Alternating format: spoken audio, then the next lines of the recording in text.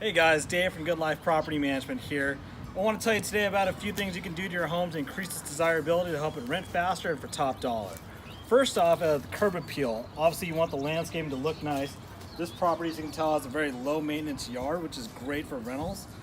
Tenants often don't want to have to deal with taking care of the lawn. Also, it's an added expense or a burden on your end as well. Also, with the exterior of the home, you can tell this home actually has new vinyl windows. Brand new garage door. This house is actually being prepared also for sale, so the owner went a little above and beyond.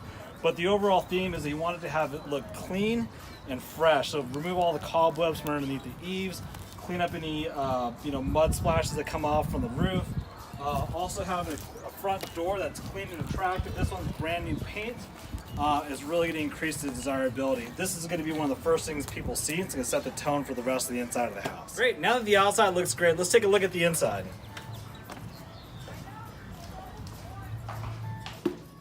One of the biggest questions we get is what kind of flooring is great for a rental? To that I always say just match the home. This house obviously has a higher end fielded, so it has brand new laminate here in the living areas. In the bedrooms, if you follow me, carpets are usually the preferred flooring for bedrooms. This one actually has a slightly upgraded carpet, not much different than a apartment grade. It's fresh, it's clean, it looks nice.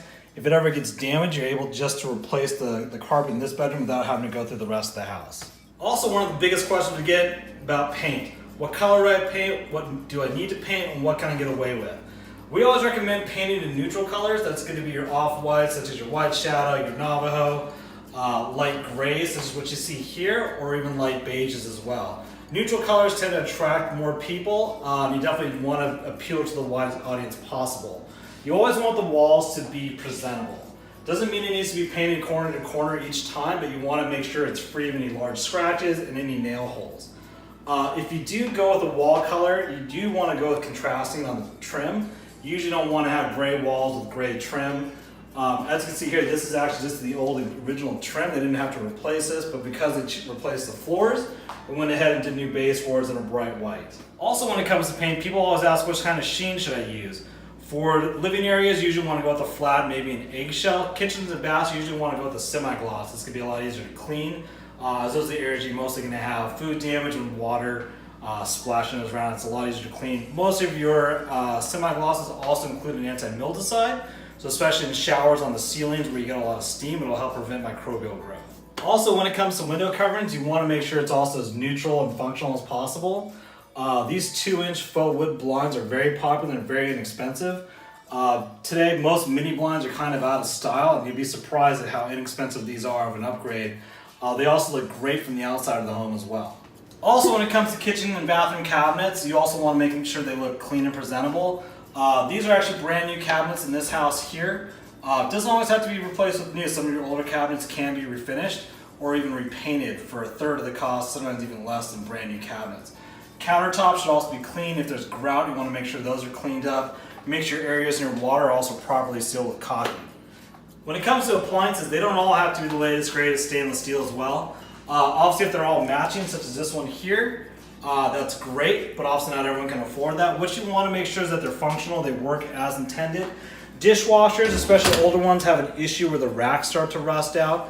It's a common complaint we get from tenants. You'll find that replacing these racks are generally about the same price as buying a new unit. And when you do buy a new one, you may want to consider upgrading to stainless steel. Usually the cost difference is only about 30 or 40 bucks. When it comes to the oven, make sure all the burners are working. Make sure the inside of the oven is clean. You definitely don't want any food remnants left in there from the last people living here. When it comes to the fridge, you want to make sure all the shelves are in place. This is obviously a brand new fridge. We oftentimes come into properties where some of the glass is broken, or the water filter needs to be replaced. You want to have everything to be move-in ready for the tenants. Another quick and inexpensive upgrade you can do is new light fixtures in the house.